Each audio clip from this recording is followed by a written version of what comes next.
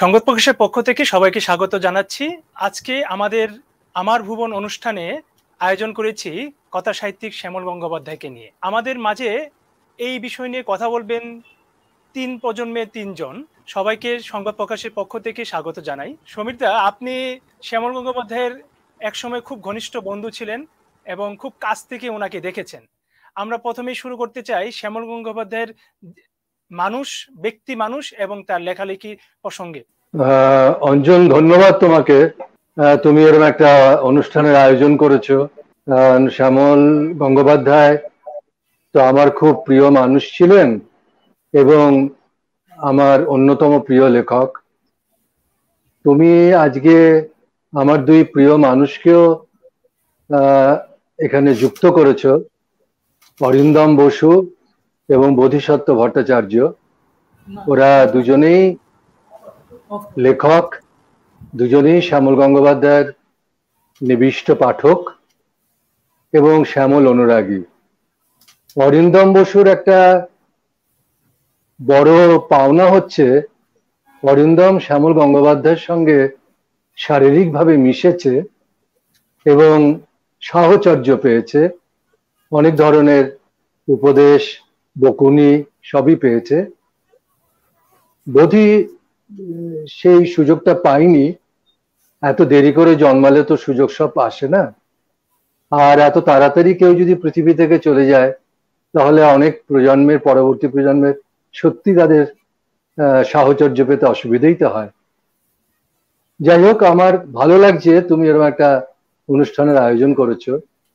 তার কারণ হচ্ছে 1933 সালে শ্যামল গঙ্গোপাধ্যায়ের জন্ম, আর 2001-এর 24 সেপ্টেম্বর উনি মারা যান।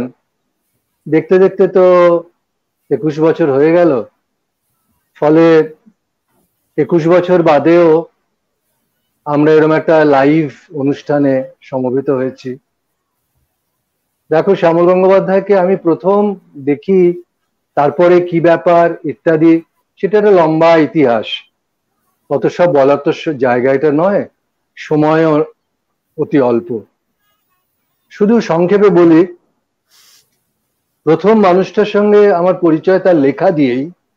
তার কারণ হচ্ছে, আমি যে মফস্বলের স্কুলটায় পড়তাম, সেই স্কুলের লাইব্রেরিতে দেশ পত্রিকা রাখা হতো। তা আমাদের ছাত্রদের ওগুলো ধরবার কোনো অধিকার ছিল না, কিন্তু আমরা যারা একটু মাস্টারমশাইদের প্রিয় ছিলাম তাদের এসব পত্রপত্রিকা ধরতে দেওয়া হতো। তা আমি তখন স্কুলে ছাত্র। সেই সময় শ্যামল গঙ্গোপাধ্যায়ের কুবেরের বিষয় আশয় ধারাবাহিকভাবে দেশ পত্রিকায় প্রকাশিত হচ্ছিল। তা আমি খুব খুঁটিয়ে খুঁটিয়ে তখন দেশ পত্রিকা পড়তাম। পড়বার মতনই কাগজ ছিল তখন সেটা। কেন জানি না, তখন যে সমস্ত লেখা আমি পড়ে ফেলেছি তার মাঝখানে আমার লেখাটাকে অন্যরকম লেগেছিল। মনে হয়েছিল যে রবীন্দ্রনাথ, বঙ্কিমচন্দ্র, বিভূতিভূষণ, তারাশঙ্কর ইত্যাদি যে পড়তে পড়তে এগোচ্ছি, এই উপন্যাসের লেখা ধরনটা এইরকম কেন? এইরকম ধরনের লেখা তো কখনো পড়িনি। তখন দেশ পত্রিকার অন্য যে ধারাবাহিক উপন্যাস বেরোতো সেটার সঙ্গে তো এইটার কোনো মিল পাচ্ছি না। প্র্যাকটিক্যালি অরিন্দম আরো ভালো বুঝবে, ও আমার চেয়ে আরো বেশি সাহিত্য বোদ্ধা, যে প্রথম 100-150 পাতা লেখাটার ভেতরে এমন একটা চলন আছে যেটা বাংলা সাহিত্যে ঠিক তখন অন্তত ছিল না। সেটা অ্যান্টি স্টোরি বলো বা অ্যান্টি প্লটই বলো। তো যাই হোক, পরে তো দারুণ জমে গেল উপন্যাস এবং অসম্ভব ভালো লেগেছিল। তা ওই স্মৃতিটা আমার মাথায় ছিল। তা আমি যে কলেজটায় পড়তাম সেই কলেজের অ্যাসিস্ট্যান্ট লাইব্রেরিয়ান ছিলেন সত্যেন্দ্র আচার্য। আমি ওনার সঙ্গে খুব মিশতাম কলেজে। শান্ত শিষ্ট নম্র মানুষটি ছিলেন। তা আমি তখন একটা পত্রিকা করব বলে ভেবেছিলাম। পত্রিকার নামটা উনি দিয়ে দিয়েছিলেন সংক্রান্তি। উনি লেখক সংগ্রহ কি কি করা উচিত আমাকে উপদেশ দিয়েছিলেন।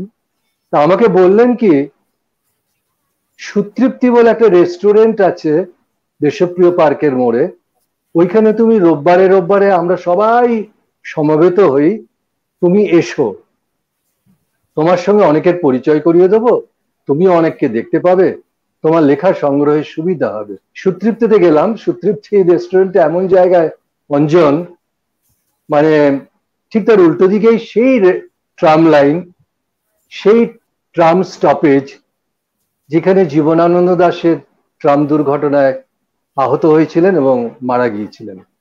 এবং অদূরে কোনায়, তখন তো বুঝিনি, পরে জেনেছি, জীবনানন্দ দাশের শেষ জীবনের বাড়িটা ছিল।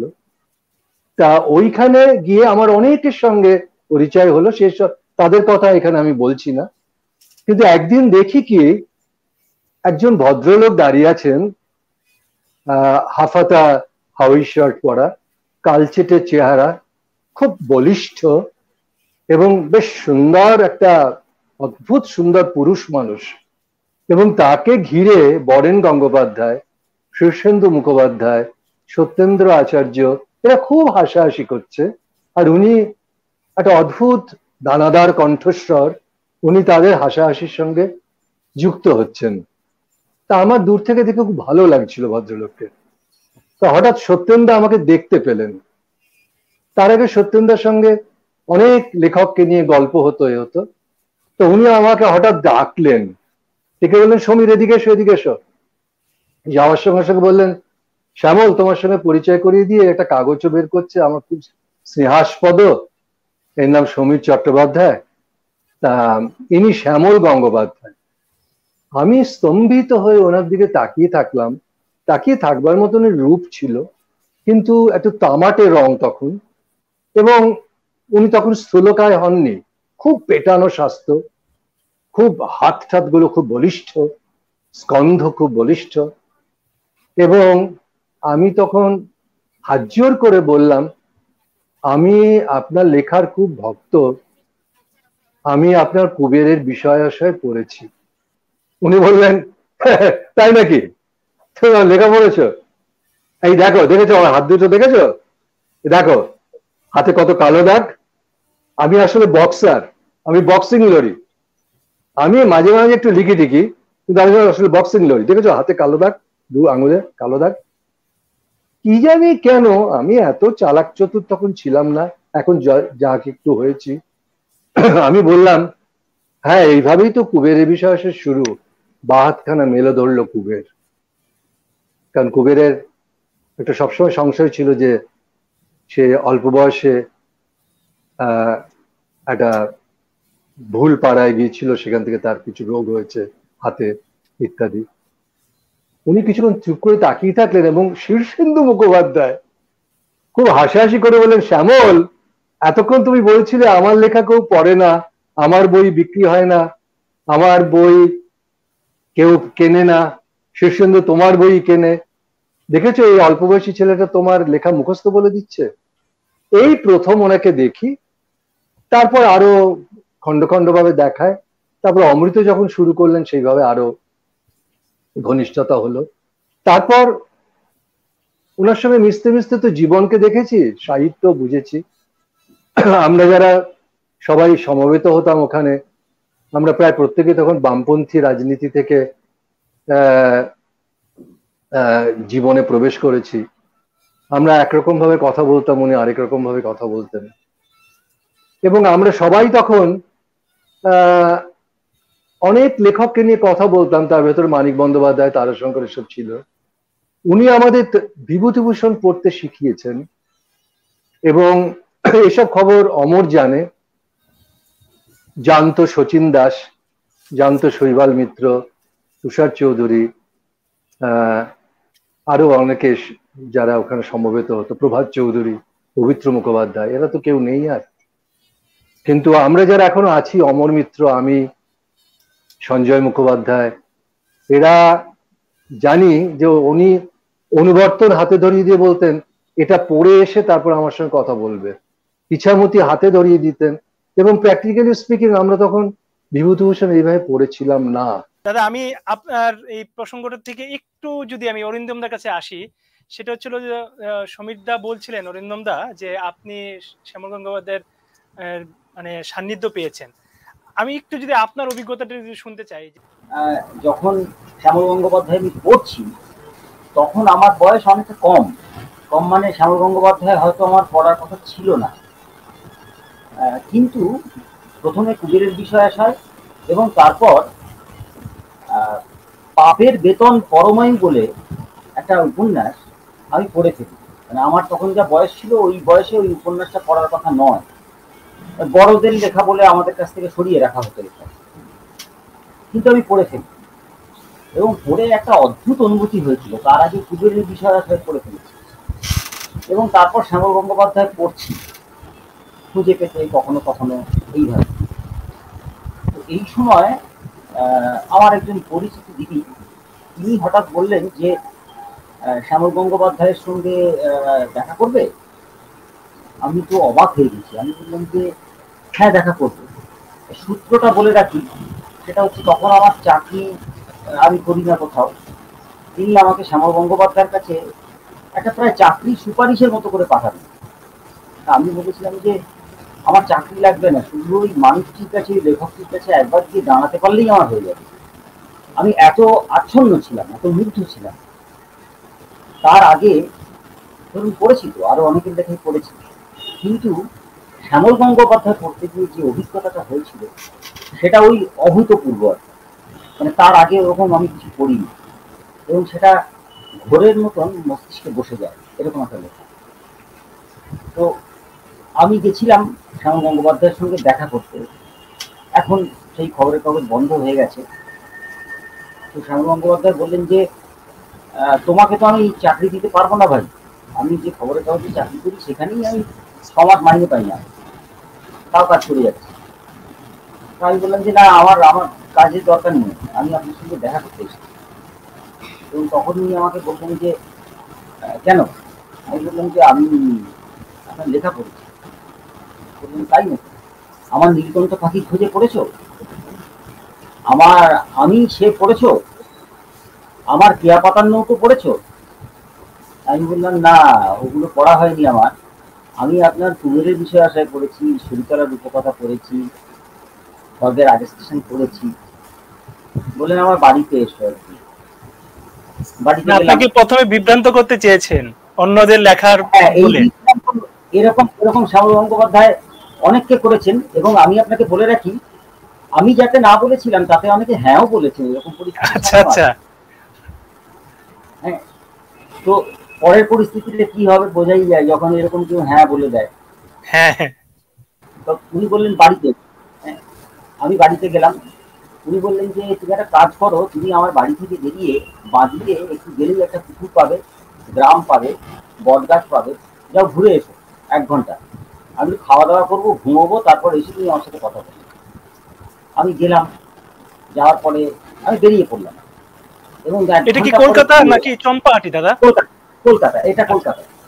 হ্যাঁ, তখন ও চম্পাহাটি উনি অনেকদিন আগেই ছেড়ে দিয়েছেন। উনি এটা কলকাতার একটা জায়গা, দক্ষিণ কলকাতার ব্রহ্মপুর বলে একটা জায়গা, ব্রহ্মপুর, বটতলা, বাদলতলা, এগুলো এই জায়গাগুলো, সেখানে উনি তখন একটা বাড়িতে ভাড়া থাকেন। তো আমি ঘুরে এলাম এবং তখন উনি বললেন যে কি দেখেছো বলো। আমি বললাম। বললেন যে তুমি যে বলছো বাঁদিকে একটা মন্দির আছে, মন্দির তো নেই ওখানে কোথাও। আমি বললাম হ্যাঁ, মন্দির আছে, আমি দেখেছি, আমি এতক্ষণ ধরে ঘুরে এলাম। বললেন বসো। হ্যাঁ, মন্দির আছে, আমি দেখছিলাম তুমি গেছো তুমি। তো এই যে দেখুন দেখাটা, একজন মানুষ আরেকজনের দেখা বাজিয়ে নিচ্ছেন। আমি কিন্তু লেখালেখিতে নেই, একদমই দেখি না, আমি শুধু মানুষটির সঙ্গেই পরিচিত হতে গেছি।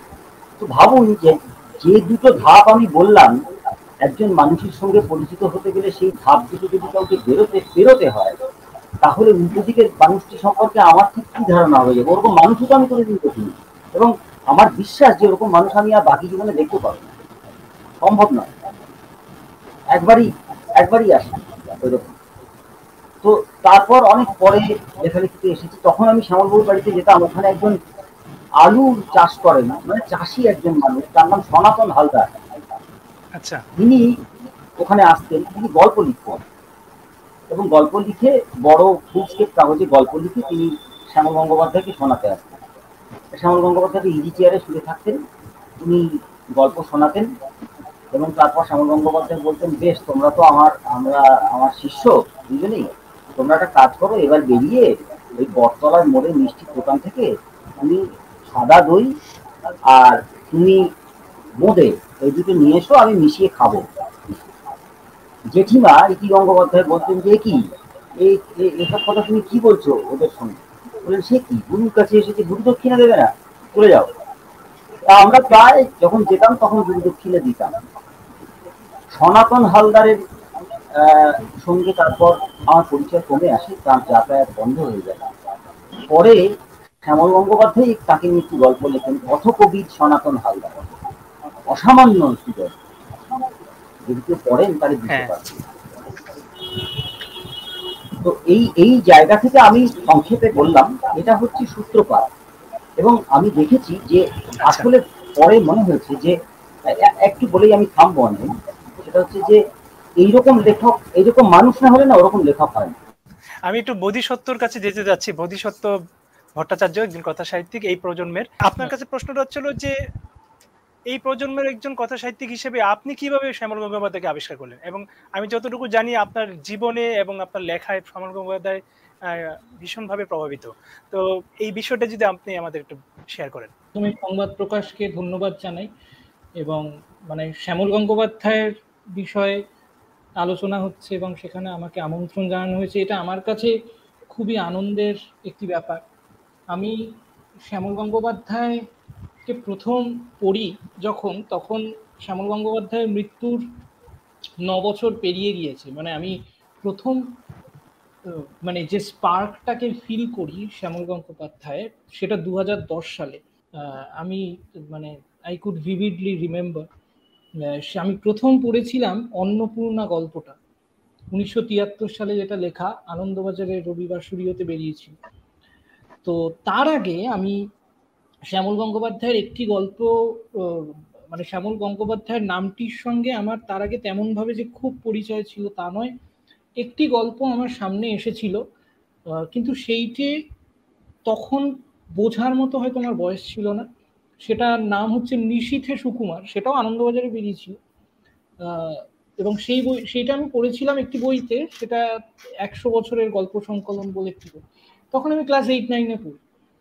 কিন্তু ওই অন্নপূর্ণা গল্পে যেখানে ওই একটা অদ্ভুত গল্প, 7-8 পাতার গল্প, এবং সেখানে যে বিবরণ রয়েছে, মানে খোপায় জোনাকি ঢেলে দেওয়া থেকে শুরু করে এবং শেষে ওরা দুজন মিলিয়ে যাচ্ছে, ওই মিলিয়ে যাওয়ার যে শেষ লাইনটুকু, ওটা না আমাকে খুব, মানে that actually hit me a lot, hit me enormously.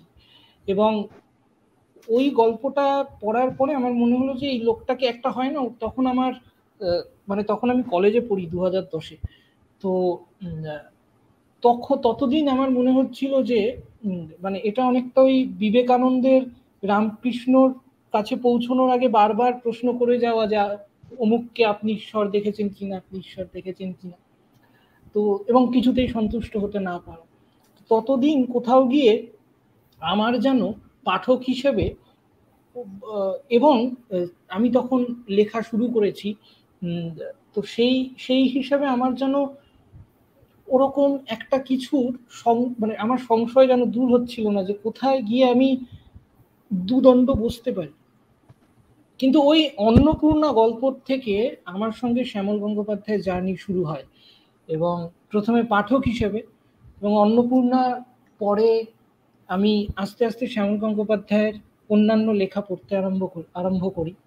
এবং তারপর আমার হাতে আসে ঈশ্বরীতলার রূপকথা। আমি ঈশ্বরীতলার রূপকথা যখন পড়ি, সেটা ঠিক আজ থেকে 10 বছর আগে, 2012 সালে।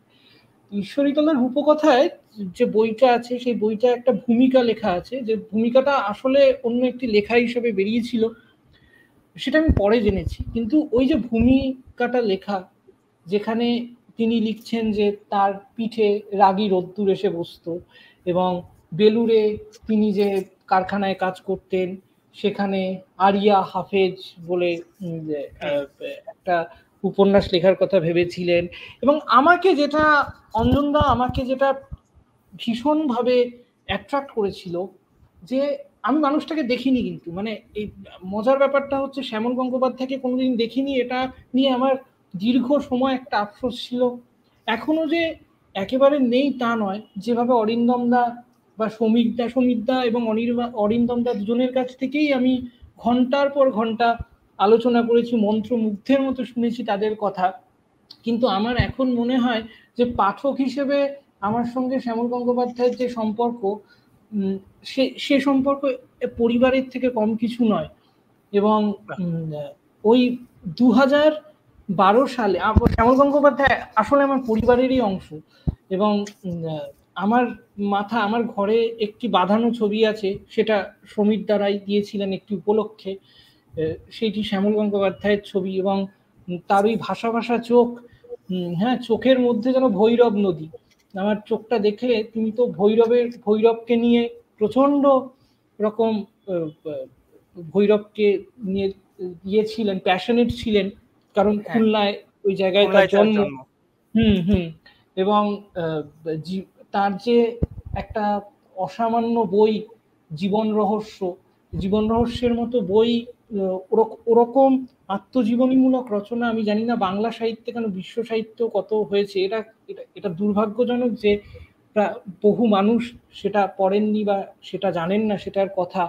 এবং ওই জীবন রহস্যে একটা জায়গায় উনি বলছেন যে জায়গাটা আমি ওই প্রথম শ্যামল পড়তে গিয়ে ঈশ্বরীতলার রূপকথার ভূমিকায় লেখা ছিল যে সাঁতার কাটতে কাটতে কাটতে কাটতে হট করে একটা জায়গায় দেখছেন যে মাথাটা হয়ে যাচ্ছে, আর নৌকার খোলে গিয়ে ওখানে লাগছে নিচে। তো আজ থেকে 10 বছর আগে আমি যখন প্রথম ওই বিবরণ পড়ি, আমাকে ওটা হিট করে, এবং এত প্রবলভাবে হিট করেছিল।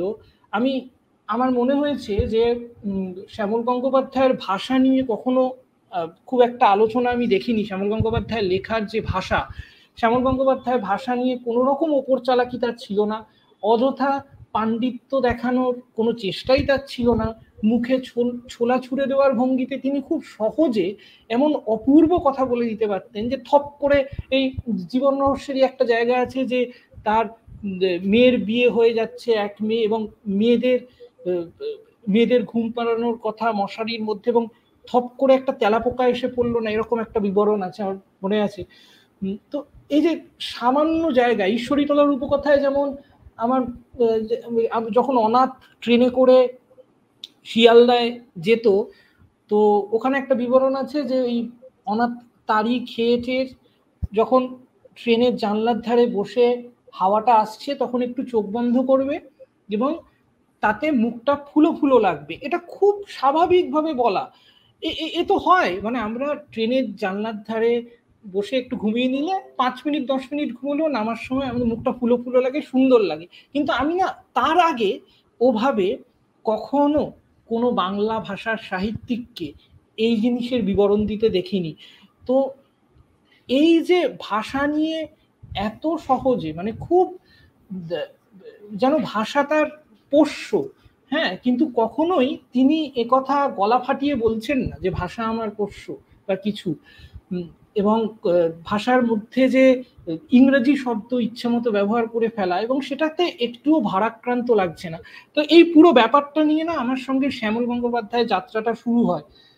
আচ্ছা, সেটা, এবং সেই যাত্রা তো অবশ্যই এখনো চলছে। আমার মনে হয়েছে যে মানে একটা আন্তর্জাতিক মানে স্মার্টনেস নিয়ে তিনি একদম চম্পাহাটিতে বসে, বা যখন ব্রহ্মপুরের ছিলেন, বা যখন টালিগঞ্জ সার্কুলার রোডের বাড়িতে ছিলেন, আমি সবসময় যে বিবরণ ওনার পেয়েছি, আমার মনে হয়েছে যে ওই আন্তর্জাতিক মানে একটা অভূতপূর্ব স্মার্টনেস এবং একটা রিমার্কেবল আনপ্রেডিক্টেবিলিটি কে তিনি সেলিব্রেট করে গিয়েছেন তার লেখা এবং জীবনেও।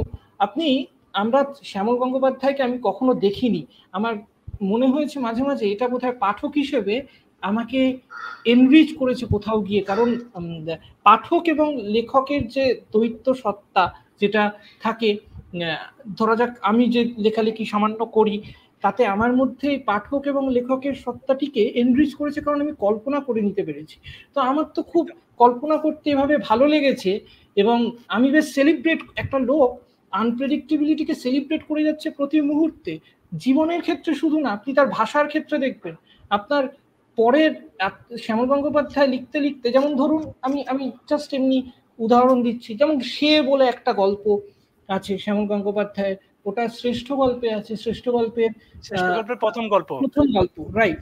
তো সেই গল্পটিতে উনি বিবরণ দিচ্ছেন তার মোহিনী দাদার বিবরণ, এবং দিতে দিতে এক মুহূর্তের মধ্যে তিনি বলে দিচ্ছেন, মানে পরের লাইনটাতে মোহিনী দাদার ইয়ে থেকে তার মায়ের বয়স, মা কতটা ছোট, বাবা কতটা বড়, এবং তার বাবা 50 বছরের ছোট মোহিনী, তার পিসেমশাইয়ের থেকে, এই বিবরণ দিয়ে 3 লাইনে তিনি 150 বছর ঘুরিয়ে দিলেন পাঠককে, এবং এমনভাবে ঘোরালেন যে পাঠক হয়তো টেরও পেল না। অচিকিৎস অসুখের বীজ যেমন আমাদের রক্তে প্রবেশ করে, সেভাবে আনপ্রেডিক্টেবিলিটিকে সেলিব্রেট করেছেন শ্যামল গঙ্গোপাধ্যায় তার সাহিত্যের প্রতিটি মোড়ে, সাহিত্যের প্রতিটি কি বলবো লেনে। হ্যাঁ, এবং এইটা আমাকে ভীষণ টেনেছে, এবং এখনো সেই বিস্ময় যায়নি, মানে, এবং আমি জানি যে এ যাওয়ার নয়। আপনি চমৎকার বলেছেন বোধিসত্ত্ব, আপনাকে অনেক ধন্যবাদ, আপনি সুন্দর করে উপস্থাপন করেছেন। আমি আবার সমিতদার কাছে আসতে চাই, একটু শেষের দিকে আমরা চলে এসেছি, একটু অল্প করে শুনবো। সমিতদা, আমি যতটুকু জানি বা আমার পড়াশোনা আর কি, যেটা হচ্ছে হলো শ্যামল গঙ্গোপাধ্যায় ভীষণ রকম বহিমিয়ান জীবনযাপন করেছেন। মানে তার জন্ম হচ্ছে বাংলাদেশের খুলনায়, তারপরে 47-এর দেশভাগের পর উনি কলকাতা চলে যান। তারপরে তার তো সেই জীবন মানে একটা লম্বা সময়, সেখান থেকে তারপরে কলকাতা থেকে চম্পাহাটি গ্রাম, হ্যাঁ, তারপর আবার কলকাতায় ফিরে আসা। এবং আমি যদি বহিমিয়ান জীবনযাপনের একটু সংক্ষেপে বিবরণ করতে চাই, যে উনি ছাত্র রাজনীতি করতেন, ছাত্র রাজনীতির কারণে তাকে রাষ্ট্রীয়করণ করা হয়, কলেজ থেকে বের করে দেওয়া হয়। তারপরে উনি আবার অনেক দিন পরে আবার বিএ পাশ করেন, এবং খুব রসিকতার সঙ্গে বলছেন, আমি বিএ পাশ করলাম কিন্তু গায়ে একটা ঘামাচিও বেরোলো না, এরকম একটা বিষয়। এবং বারবার উনি নিজেকেই ভাঙছেন, বলছেন। এবং যে বিষয়টা অরিন্দম দা বললেন আর কি, যে তার রসবোধের বিষয়টা, সেটাও আছে। এবং সেই সঙ্গে তার জীবনের যে জার্নি, আমি আনন্দবাজারে চাকরি, সেখানে আনন্দবাজারে এক কর্মকর্তা, শীর্ষ কর্মকর্তার সঙ্গে তার মনোমালিন্য, এবং সেখান থেকে চলে যাওয়া যুগান্তর পত্রিকা, এবং সেখানে থেকে অমৃত পত্রিকায় মানে সাহিত্য সম্পাদক হিসেবে যুক্ত হওয়া। সেই অমৃতকে নিয়ে এই তরুণ লেখকদের, যারা ছিলেন সেই সময়, তাদেরকে নিয়ে উনি একটা আন্দোলন করার চেষ্টা করলেন। এবং এই আমার যে প্রশ্নটা, সেটা হচ্ছে যে সাধারণত শিল্প সাহিত্যের মানুষেরা বিষয়ের ব্যাপারে খুব বেশি একটা আগ্রহ থাকেন না, কিন্তু একটা সময় দেখা গেছে যে শ্যামল গঙ্গোপাধ্যায় খুব বেশি জমি কেনার ব্যাপারে একটা ঘোরের মধ্যে পড়েছিলেন। সেই পার্টিকুলার ওই বিষয়টা যদি একটু বলতেন, চম্পাহাটির জমি কেনা, এবং জমির যে তার যে একটা নেশা হয়ে গেল কেনাটা। ওনার জীবনটা খুব বিচিত্রগামী, একদম। সেটা কখনো ঘটনা প্রবাহে হয়েছে, আবার কখনো উনি স্বেচ্ছায় এই জীবনটাকে বহুমুখী করেছেন। উনি সে অর্থে কিন্তু বহেমিয়ান ছিলেন না। আচ্ছা। ওনার ওই বঙ্গ থেকে এই বঙ্গে চলে আসা, তারপর এখানে থেকে শেষ ম্যাট্রিক পরীক্ষায় উত্তীর্ণ হওয়া, কলকাতায় তারপর ঢোকা, আশুতোষ কলেজে আইএসসি ভর্তি হয়েছিলেন কেমিস্ট্রি অনার্স নিয়ে, সেখানে পড়াশোনা করতে করতে তারপর সেখানে বিএসসি তে ভর্তি হলেন কেমিস্ট্রি অনার্স নিয়ে, সেখানে ছাত্র রাজনীতির অপরাধে বিতাড়িত হলেন। Iron and steel, national iron and steel ফ্যাক্টরিতে 2.5 বছর স্মেল্টারের কাজ করলেন, তখন ওনার 17-18 বছর বয়স। ভাবা যায় না ওই বয়সের একটা কিশোর একটা ফার্নেসের সামনে দাঁড়িয়ে বেলচা করে কারখানায় কাজ করছে। তারপর ফিরে এসে উনি চারুচন্দ্র কলেজ থেকে, বেসিক্যালি উনি বিজ্ঞানের ছাত্র, কিন্তু বাংলা নিয়ে পাশ করলেন। তারপর একটা স্কুলে পড়ানো শুরু করলেন, মথুরানাথ বিদ্যাপীঠ। সেখান থেকে উনি একটা গল্প পাঠ করলেন চর বলে, সেখানে প্রেমেন্দ্র মিত্র এবং সন্তোষ কুমার ঘোষ তারপর তারাশঙ্কর বন্দ্যোপাধ্যায় সবাই উপস্থিত ছিলেন। তারাশঙ্কর বন্দ্যোপাধ্যায় ওনার চর এবং মহাকাল কেবিন গল্প দুটো শুনে তা কারেকশন করেন। এইভাবে ওনার জীবন চলছিল। আমি তোমাকে বলছি উনি বহিমিয়ান নন এই কারণে যে উনি ভীষণ পারিবারিক, ভীষণ বন্ধুবৎসল। উনি ভাই বোন, নাতি নাতনি, কন্যা, তার জামাই, এই অরিন্দম তো প্রায় সন্তানের বয়সী, এদের স্নেহ করা, ভালোবাসা, খুব পারিবারিক মানুষ ছিলেন। কিন্তু ওনার ভেতরে একটা অস্থিরতা বা একটা জীবন সন্ধানের প্রয়াস ছিল। এবং আমি যতদূর মনে করি যে উনি যে চম্পাহাটি গিয়েছিলেন সেটা অনেকটা কিন্তু উনি যে টালিগঞ্জের বাড়িটায় থাকতেন সেখানে থাকার অসুবিধে, পড়াশোনার অসুবিধে, লেখালেখির অসুবিধে, উনি একটা বাড়ি, একটা ঘর ইত্যাদি নির্মাণ করার জন্য অতি অল্প টাকার মাইনে তখন আনন্দবাজারে চাকরি করছেন, সেই জন্য উনি গ্রামের দিকে একটা বাড়ি করবার বাসনা নিয়ে গিয়েছিলেন। যার জন্য উনি চম্পাহাটি থেকে প্রথম একটা বাড়ি ভাড়া করেছিলেন, যে বাড়িটা একটা প্রাক্তন ডাকাতের, প্রাক্তন খুনির বাড়ি, তা নিয়ে ওনার গল্পও আছে। এবার সেখানে গিয়ে উনি একটা মজায় মেতে উঠলেন। একটা জমি কেনা বেচা, চাষ, যেটা উনি কখনো স্পেকুলেট করেননি, তাতে উনি মেতে উঠলেন। এই মেতে ওঠা ওনার ব্যাপারটা ওনার চরিত্রের ভেতরেই আছে। এই মেতে ওঠা, উনি কখনো জমি জিরেত নিয়ে তা নিয়ে, কিন্তু যা কিছু নিয়ে উনি মেতে উঠেছেন, সে গাড়ি নিয়ে হোক, বন্ধু বান্ধব নিয়ে হোক, নতুন করে কৃত্তিবাস করা নিয়ে হোক, সমস্ত কিছু ওনার কিন্তু লেখা ওরিয়েন্টেড, এবং উনি লেখাতেই সেগুলোকে ট্রান্সফার করেছেন। আরেকটা কথা তোমাকে বলি, আমি ওনাকে পড়তে পড়তে বুঝেছি, অরিন্দম এটা আরো ভালো বলবে, বুঝতে পারবে, যে আমি যতটুকু পড়েছি দেশজ সাহিত্য, বিদেশি সাহিত্য, আমি দেখেছি বড় লেখকরা মূলত আত্মজীবনী লেখে, তার নিজের কথাই লেখে, তার নিজের অনুশোচনা, নিজের অভিজ্ঞতা, নিজের পঠনের অভিজ্ঞতা, নিজের জীবনের অভিজ্ঞতা, নিজের মেশার অভিজ্ঞতা, এবং উনি এটা চূড়ান্তভাবে করেছেন। চূড়ান্তভাবে করেছেন। উনি বলতেন সারা জীবন আমি যাকে নিয়ে লিখেছি, যার হাসি, যার মজা, যার নৃত্য, যার অমুক, যার খুন, সেটা হচ্ছে শ্যামল গাঙ্গুলি, শ্যামল গঙ্গোপাধ্যায়। তা এইবার হচ্ছে কি এইটাকে সূত্র ধরে যেতে চাচ্ছিলাম যে অরিন্দমদার কাছে। অরিন্দমদা, আমরা শ্যামল গঙ্গোপাধ্যায়ের উপন্যাস যেরকম কুবেরের বিষয় আশয় বা ঈশ্বরীতলার রূপকথা, এইগুলোর কথা আমরা প্রায় সময় শুনে থাকি, এবং এইগুলো বদি বলছিল যে জীবন রহস্যের বিষয়, আত্মজীবনীর কথা, এবং ওনার একটা খুব ভালো যে মানে যেটা আলোচিত বই সেটা হচ্ছে আলো নেই, শাহজাদা দারাশোকো।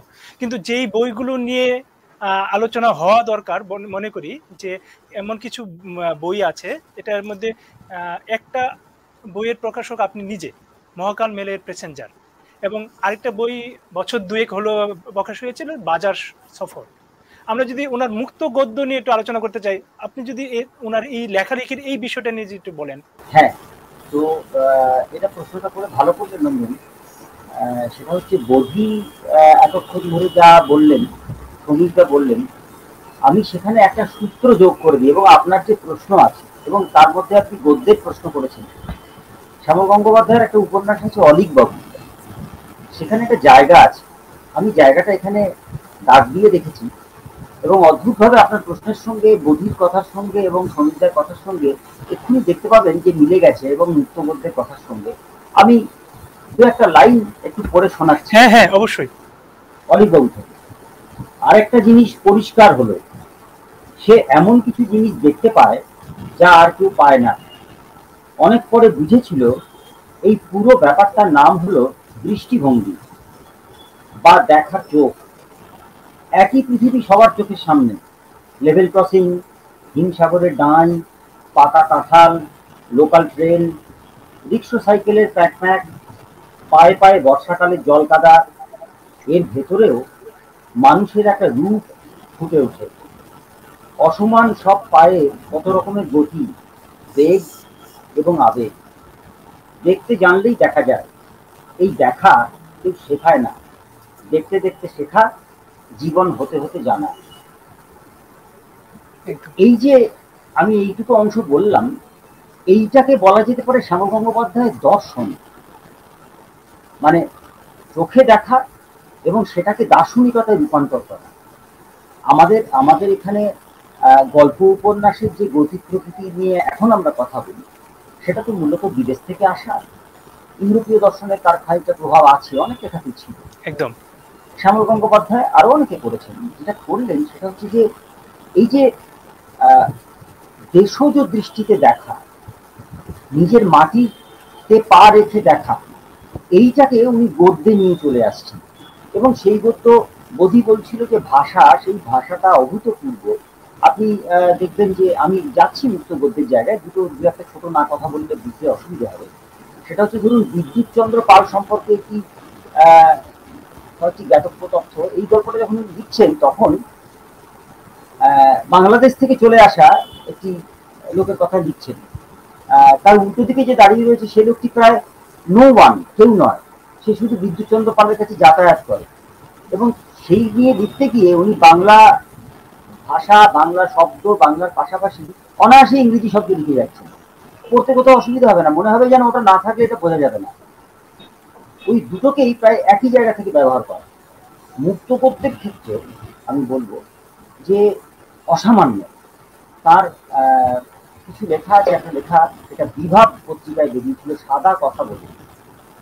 সেই গদ্য যে কি সেটা না পড়লে ঠিক বোঝা যাবে না। ওর লেখাতে এইভাবে বলা যায় না যে এটা ভালো, ওটা অসাধারণ। ওই সময় পড়লে তবে তবে বোঝা যাবে। এবারে মুক্ত গদ্যের ক্ষেত্রে বাজার সফরের কথা যেটা আপনি বললেন, বাজার সফর যেটা উনি লিখতেন আজকাল পত্রিকায়, এবং বিভিন্ন বাজারে ঘুরতেন। কিন্তু বাজার সফর কিন্তু বাজারে যে ঘোরার বর্ণনা নয়, তার মধ্যে ইতিহাস, ধর্ম, দর্শন, সমাজনীতি, বিশেষ করে অর্থনীতি, এবং এই পুরো ব্যাপারটাকে ঘিরে সাধারণ মানুষের জীবন কিভাবে আবর্তিত হচ্ছে, কিভাবে ঘুরপাক খাচ্ছে, সেটাকে উনি বাজারের ভেতর দিয়ে দেখছেন এবং দেখাচ্ছেন। যার ফলে সাধারণ মানুষও যখন এটা পড়ছেন তখন তিনি অতি সহজে রিলেট করে ফেলতে পারছেন, চলে যেতে পারছেন। আমি একটা কথা আপনাকে বলি এই প্রসঙ্গে, মুক্ত গদ্যের ব্যাপারটা বোঝা যাবে। তিনি আমাদের, আমি থাকি দক্ষিণ কলকাতার একেবারে শেষের দিকে, তিনি আমাদের বাজারে একবার এসেছিলেন, জায়গাটার নাম ফুটঘাট। তো আমাকে এসে বললেন যে তোদের এখানে একটা শাক কিনতেন আর কি। তো বললেন যে পাওয়া যায়। আমি বললাম যে বাজারে একজন বসেন, চলুন একবার যাই ওখানে। তো গেলাম আমরা, গিয়ে তার কাছে শাক কেনা হলো, কিনলেন। কেনার পরে চলে এলেন। চলে আসার পরে এই লেখাটা লিখলেন। লেখাটা লেখার পরে আবার কিছুদিন পরে আবার এমনি এলেন, আমরা আবার বাজারে গেলাম। তো তখন সেই লোকটি সেখানেই বসে আছে। শ্যামল গঙ্গোপাধ্যায় বললেন, আজ ওই শাকটা আনেননি? বললেন যে না, ওই শাকটা নেই। কেন? বলে যে না, কিনবো বলে এসেছিলাম। তো শাক, এই শাক কি ভালো হয় খেতে? তা ওই বৃদ্ধ ভদ্রলোক শাক বিক্রেতা, তিনি মুখ তুলে ওপর দিকে তাকিয়ে বললেন, আপনি এই শাকের মর্ম বুঝবেন না, এই শাকের মর্ম বোঝেন শ্যামল গঙ্গোপাধ্যায়, কি লিখেছেন দেখে নেবেন। আচ্ছা আচ্ছা, বাহ। আপনি দেখুন গদ্য কোথায় চলে যেতে পারে, যে ওই ওই ওই কথাটা জেনে উনি পড়ে ফেলেছেন। আমি কিন্তু বানিয়ে বললাম না, মানে এই অভিজ্ঞতা আমার কাছেও এত অবাক করার মতন। হ্যাঁ, যে এই যে গদ্যের কথা বললেন, এবং আরো অজস্র এরকম মুক্ত গদ্য আছে। ওটা শ্যামল গঙ্গোপাধ্যায়ের গদ্য। যেমন গদি বলছিল যে একটা বাদুলে পোকা এসে থপ করে বসলো, হ্যাঁ, এবং এবং এই মেয়েদের কাঁথাকানির গন্ধ পাওয়া যাচ্ছে, এবং তাতেই লিখছেন যে ওই বয়সটায় আর কখনো ফিরে যেতে পারবেন না। এই এই যে গদ্যের চলন এবং একটা প্যাটার্ন, আসলে তিনি যখন এইভাবে বলতে থাকেন তখন যেটা ঘটে সেটা হচ্ছে যে, প্রথম কথা হচ্ছে সেটা অবাক করে দেওয়ার মতন লাগে পাঠকের কাছে, কারণ সেটা তার অভিজ্ঞতায় নেই। এবং গদ্যের ধরনটা এমনই, মনে হবে যেন এটা কিন্তু সামনে বসে গল্প করার মতো নয়, কারণ তার দার্শনিকতাটা তিনি এমনভাবে পৌঁছে দেবেন, ওইটার মধ্যে প্রথমে বোঝা যাবে না যে আমি একটা কথা বুঝতে পারছি, ওটাকে পাঠককে তিনি সরিয়ে রেখেছেন, কিন্তু তিনি বলতে বলতে যাবেন। আসলে তার গদ্যের ক্ষেত্রে, এটাও আমি তার গদ্য থেকে ধার করে বলছি, তিনি বলেছিলেন যে লেখক কোনো লেখায় ম্যান অফ দ্য স্ট্রিট, তার কিছু বলার নেই, তিনি কোথাও থাকবেন না, তিনি লেখা একটু উঁকি দিয়ে চলে যাবেন, কিন্তু যা বলার তাকে সেভাবে বলতেন। যদি আমরা অনুষ্ঠানের প্রায় শেষের দিকে এসেছি, আমি কয়েকটা গল্পের নাম বলবো। চন্দনেশ্বর মাচানতলা, দখল, হাজরা নস্করের যাত্রা সঙ্গী, এক সৎকর বেকারের কাহিনী, সাক্ষী ডুমুর গাছ, রাখাল করাই, এরকম কিছু বেশ কিছু গল্পের কথা বলতে পারি। আপনিও হয়তো অনেকগুলো গল্পের কথা বলতে পারেন। আমার যে প্রশ্নটা সেটা হচ্ছিল, এই প্রজন্মের লেখকরা বা এই প্রজন্মের পাঠকরা শ্যামল গঙ্গোপাধ্যায়কে কেন পাঠ করবে বা কেন কতখানি প্রাসঙ্গিক বলে আপনি মনে করেন? দেখুন, আমার এখানে প্রথমে আমি প্রজন্ম নিয়ে একটা কথা বলতে চাই। সেটা হচ্ছে যে এই প্রজন্মের লেখক বা এই প্রজন্মের পাঠক, এটা যদি আপনি বয়স ভিত্তিক বলেন তাহলে বয়সটা বেঁধে দেওয়া একরকম, কিন্তু আমার বারবার শ্যামল গঙ্গোপাধ্যায়কে পাঠ করতে গিয়ে মনে হয়েছে যে শ্যামল গঙ্গোপাধ্যায় 2022-এও একই রকম প্রাসঙ্গিক। তো যেহেতু তিনি 2022-এ প্রাসঙ্গিক, তো শ্যামল গঙ্গোপাধ্যায়কে আমরা এই প্রজন্মেরও বলতে পারি, কারণ একজন লেখক আসলে প্রজন্মের থেকে প্রজন্মে পেরিয়ে যাওয়ার ফলেই তিনি একজন ক্লাসিক লেখক হয়ে ওঠেন। এবং শ্যামল গঙ্গোপাধ্যায় একেবারে মানে প্রামাণ্য অর্থেই সেই জায়গাটায় পৌঁছে গিয়েছেন। মৃত্যুর 21 বছর বাদেও তাকে নিয়ে কথা হচ্ছে, এবং তার মধ্যে এমন একজন কথা বলছেন যার মানে যিনি শ্যামল গঙ্গোপাধ্যায়ের মৃত্যুর সময় বন্ধুদের সঙ্গে বসে ক্যারাম খেলছিলেন আর ভাবছিলেন পরের রোববার স্কুল ছুটি থাকলে বাড়িতে বড় আলু দিয়ে মাংসের ঝোল হবে কিনা। 2001 সালে, তার 13 দিন আগে ওয়ার্ল্ড ট্রেড সেন্টার ভেঙে যায়। তো আমার কয়েকটা এই জায়গা থেকে একটা অভিজ্ঞতার কথা বলি, যে আমি নিজে ব্যক্তিগত উদ্যোগে ওই 2012-তে আমার আগের আলোচনা শেষ হয়ে গেছিল, ওই ছেঁড়া জায়গাটাই জুড়ে দিচ্ছি। তো এই শব্দটাও শ্যামল গঙ্গোপাধ্যায়, ওই ছেঁড়া কথা জুড়ে দেওয়া।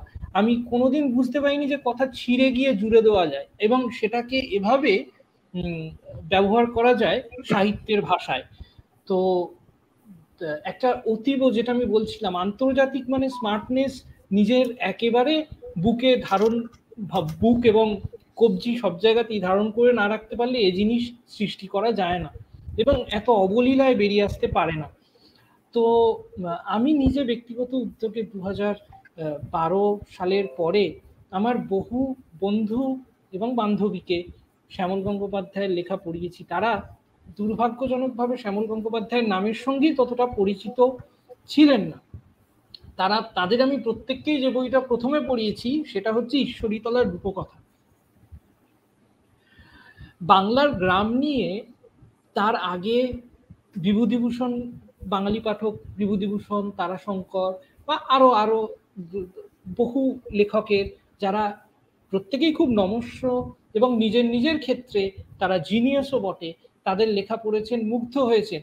কিন্তু ঈশ্বরীতলার রূপকথা পড়ে আপনি বিশ্বাস করবেন না অঞ্জনদা, আমি যদি 50 জনকে পড়িয়ে থাকি এবং তারা প্রায় আমার সমবয়সী প্রত্যেকেই, এবং তাদের শ্যামল গঙ্গোপাধ্যায় পাঠের কোনো অভিজ্ঞতাই ছিল না 2012 বা 13 আগে, তারা পড়ে everybody, each and everybody was overwhelmed, mesmerised, স্টান।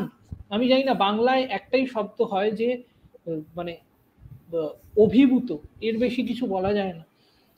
তার কারণ হচ্ছে তার আগে কিন্তু তারা অনেক কিছু পড়েছে, বাংলার গ্রাম নিয়ে বহু মানুষের লেখা, বহু লেখকের অসামান্য সৃষ্টি তারা পড়েছে। কিন্তু তারপরেও ঈশ্বরীতলার রূপকথা কেন ভাল লাগছে? শুধুমাত্র ঈশ্বরীতলার রূপকথাতে শ্যামল গঙ্গোপাধ্যায় ম্যাজিক রিয়েলিজমের সৃষ্টি করেছিলেন এসব বললে না ধরা যায় না। শ্যামল গঙ্গোপাধ্যায়কে আসলে টেক্সট বুকে ধরা যায় না, এটা হচ্ছে ব্যাপার। এই নিয়ে আমি একটা তর্কাতর্কি আভাস বা ইঙ্গিত দেখেছি মানে কিছু লোকজনের মধ্যে শ্যামল গঙ্গোপাধ্যায়কে নিয়ে আলোচনার সময়, যে মার্কেজের অনেক আগে শ্যামল গঙ্গোপাধ্যায় ম্যাজিক রিয়েলিজম এনেছিলেন ঈশ্বরীতলার রূপকথায় বা কুবেরের বিষয় আসে। কিন্তু এগুলো আসলে শ্যামলের আত্মাকে ধরা নয়, লেখার আত্মাকে। আমার মনে হয়েছে বারবার যে আপনি এই যে শ্যামল গঙ্গোপাধ্যায়ের রসিকতা বোধ নিয়ে কথা হয়, যে একটা অবিশ্বাস্য হিউমার রয়েছে লেখার মধ্যে। কিন্তু একটা জিনিস আমরা আমরা যারা শ্যামলের লেখা পড়েছি, মন দিয়ে পড়ি, শিখি, তারা লক্ষ্য করে দেখব যে শ্যামলের লেখার মধ্যে একটা অভূতপূর্ব বিষাদও থাকে, এবং বিষাদকে এমনভাবে উনি মানে লেখার মধ্যে প্রজেক্ট করেন, বা এমনভাবে বিষাদের ভেতর থেকে লেখাটাকে তুলে ধরেন, যেমন ভাবে পায়েসে চিনি মিশে থাকে, মানে কখনো উনি প্যান প্যানানি করছেন না, ঠিক যেমন ভাবে উনি যখন খুব গভীর কথা বলেন খুব সহজভাবে, মনেই হয় না জ্ঞান দিচ্ছেন, ঠিক তেমন ভাবে যখন উনি বিষাদের কথা বলছেন তখনও মনে হচ্ছে যে মানে ওই আর কি একটা হিউমারের ছলেই বলা, কিন্তু কি গভীর বিষাদ। আপনি ভাবুন, বলছেন বন্ধুদের লাভ লাভ এন্ড লাভ কোম্পানি, হ্যাঁ লাভ, এবং আমরা একটা মানে কনডেন্সড ঘন ঘন শব্দটারও যে ব্যবহার, ঘন হয়ে মিশবো, যে মেশামেশি, মেশামেশি শব্দটা বোধহয় ওনারই আবিষ্কার, মানে এই জিনিসটা আমি আর কোথাও পাইনি। বা ওনার লেখায় সবসময় আসে কোম্পানি শব্দটা। আমরা কিন্তু স্বাধীনতার পূর্ববর্তী অন্যান্য লেখায় দেখবেন পাবেন যে স্বাধীনতার আগে এই খালটা, স্বাধীনতার আগে এই জায়গাটা, উনি লিখতেন কোম্পানির আমলের খাল, কোম্পানির আমলের মাঠ। ওনার বহু লেখায় এই কোম্পানির শব্দটা রয়েছে। তো আমার বন্ধুরা, আমার মনে হয়েছে যে তারা এই যে তাদের চলন, আমি যেটা বলছিলাম যে আনপ্রেডিক্টেবিলিটিকে সেলিব্রেট করা এত মেটিকুলাসলি, এত এফেক্টিভলি, সেইটা এবং ভাষার মধ্যে সেইটা ওদের টেনেছিল। এবং শ্যামল গঙ্গোপাধ্যায় এই প্রজন্মের লেখক, শ্যামল গঙ্গোপাধ্যায় চির প্রজন্মের লেখক। এবং আমার আমার মনে হয় শ্যামল গঙ্গোপাধ্যায় সমস্ত ক্ষেত্রে, সমস্ত প্রজন্মের কাছে, যারা সাহিত্য পাঠ করতে চান, যারা ভাষা পাঠ করতে চান, যারা জীবন পাঠ করতে চান, শ্যামল গঙ্গোপাধ্যায় হচ্ছে তাদের খুব বড় টেক্সট বুক। একদম। আপনি বোধি যেটা বলছিলেন যে বেদনার কথা উনি খুব অনায়াসে বলে যায়। আমি একটা লাইন, আমার খুব একটা প্রিয় লাইন আছে, হাঁটুর পুরনো ব্যথার মতো ভালোবাসার স্মৃতিটুকু শুধু পড়ে আছে। এই যে একটা উপমা, কি অসাধারণ ভাবে উনি ব্যাখ্যা করছেন, ওনার হাঁটু ব্যথার মতো করে পড়ে আছে তার ভালোবাসাটুকু। আমি একটা লাইনে যদি বলতে চাই যে আমার কথা বলতে বলতে আমার একটা লাইন মাথায় আসছে, 10 লক্ষ বছর আগে থেকে শ্যামল গঙ্গোপাধ্যায় গত জন্মের রাস্তায় তার হাওয়া গাড়ি নিয়ে চলছেন, এখনো চলমান আছেন। আমি অনুষ্ঠানের প্রায় শেষ পর্যায়ে এসে গেছি, আমি যদি শেষ বাক্যে শুনতে চাই, সুমিত দা আপনি যদি কোনো কিছু সংযোজন করতে চান একেবারে শেষ প্রান্তে এসে। যে কোনো বড় লেখক তো কতগুলো স্মৃতি বা কতগুলো ঘটনা থেকে কখনো মুক্ত হতে পারে না। উনি যেমন সারা জীবনে ওনার বাল্যস্মৃতি খুলনা, সেটা থেকে উনি বেরোতে পারেননি। ওনার ক্লাস 7-এর মিস্টার ব্লেক বলো, আর একদম শেষের দিকের আলো নেই উপন্যাস বলো, উনি সাধু কালাচাঁদ বলো, উনি বারবার কিন্তু ওই খুলনার কাছে ফিরে গেছেন। যেমন উনি কিছুতেই মাথা থেকে বের করতে পারেননি যে সদ্য স্বাধীনতার পরে কলকাতায় আসার মাত্র কয়েক মাসের মধ্যে ওনার ভাইদের মধ্যে সবচেয়ে রূপবান যে ভাই, ওনার দাদা, ওনার চেয়ে বয়োজ্যেষ্ঠ, সে পটাশিয়াম সাইনেটকে অনির্দিষ্ট একটা কারণে সে আত্মহত্যা করেছিল। যেমন সারা জীবনে উনি বলতে পারেননি, কিছু কিছু তাদের সম্পর্কে কোনো কথা কখনো বলেননি, কিছু পরিবারের লোক, কিছু আত্মীয় স্বজন ইত্যাদির যে, বা বন্ধু বান্ধব ইত্যাদির যে ওনার ওনার মানে ক্ষতি সাধন করার চেষ্টা করেছে, সেসব নিয়ে কখনো কিছু বলেননি, কিন্তু ভুলতে পারেননি। যেমন ভুলতে পারেননি ওনার মায়ের মৃত্যু এবং অসুস্থতা, মায়ের অসুস্থতা নিয়ে ওনার অনিলের পুতুল লেখা, সেখানে মায়ের অসুস্থতাটা বিরাট, মায়ের ডায়েরি পর্যন্ত ওখানে আছে অনিলের পুতুলে।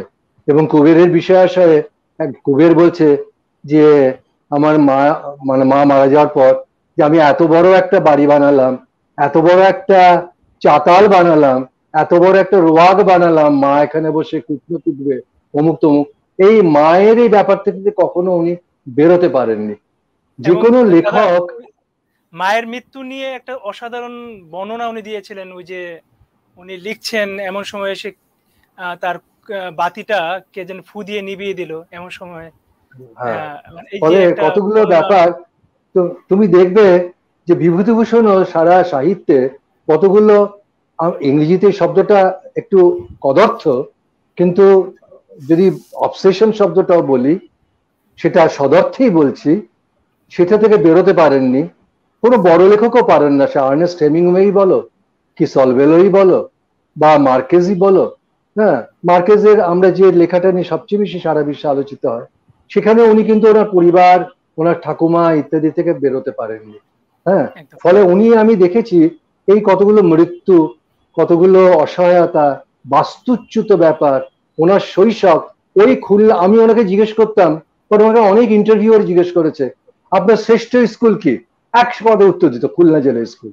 আপনার শ্রেষ্ঠ শহর কি, খুলনা শহর। শ্রেষ্ঠ নদী কি, ভৈরব রূপসা।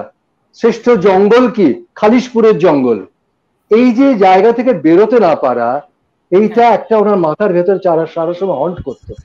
আরেকটা হচ্ছে কি, উনি ব্যবহারিক জীবনে অনেক হিউমারাস যেমন ছিলেন, অনেক ধরনের মানে নাট্য মুহূর্ত তৈরি করতে পারতেন, কিন্তু ভেতরে ভেতরে যেটা অরিন্দমও বললো, যেটা বোধিও বললো, ওনার ভেতরে ভেতরে অদ্ভুত বিষাদ কাজ করতো, একাকিত্ব কাজ করতো, নিঃসঙ্গতা কাজ করতো। উনি বন্ধু ছাড়া এবং বন্ধু বলয় ছাড়া, মানে প্রিয় মানুষ ছাড়া উনি থাকতে পারতেন না।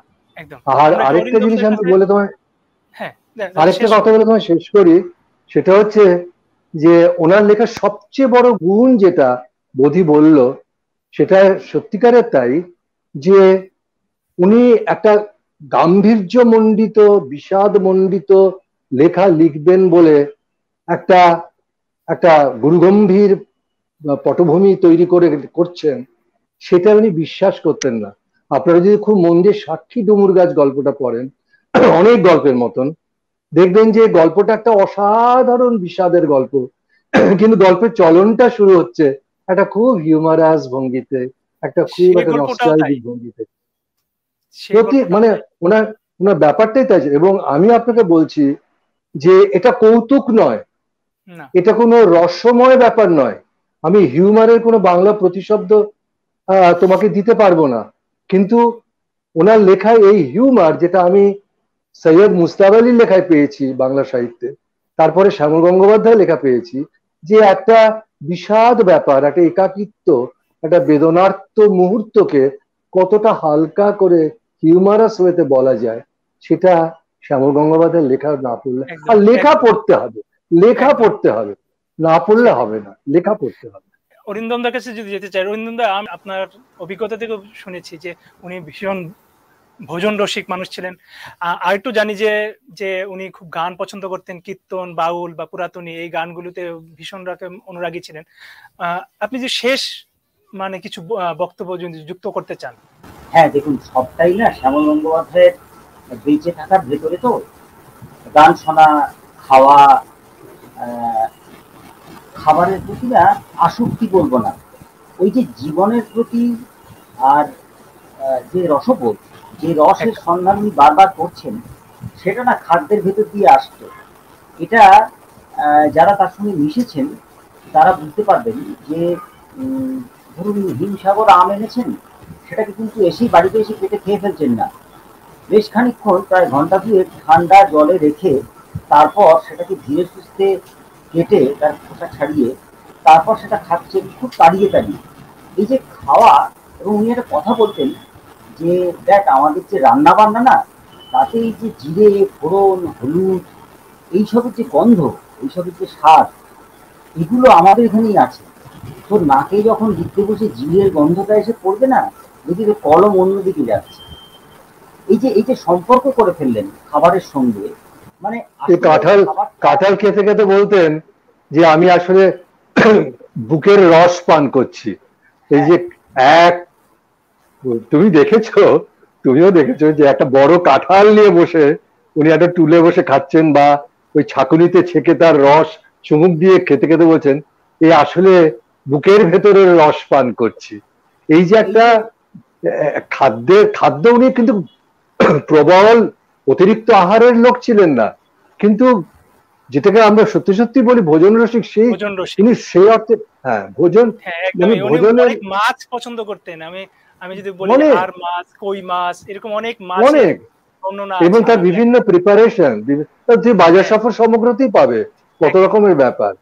আর গান আমি তোমাকে বলি, আমি তো হ্যাঁ হ্যাঁ হ্যাঁ অরিন্দম কি দিয়ে বলো, গান জানে, অরিন্দম জানে গানের ব্যাপার।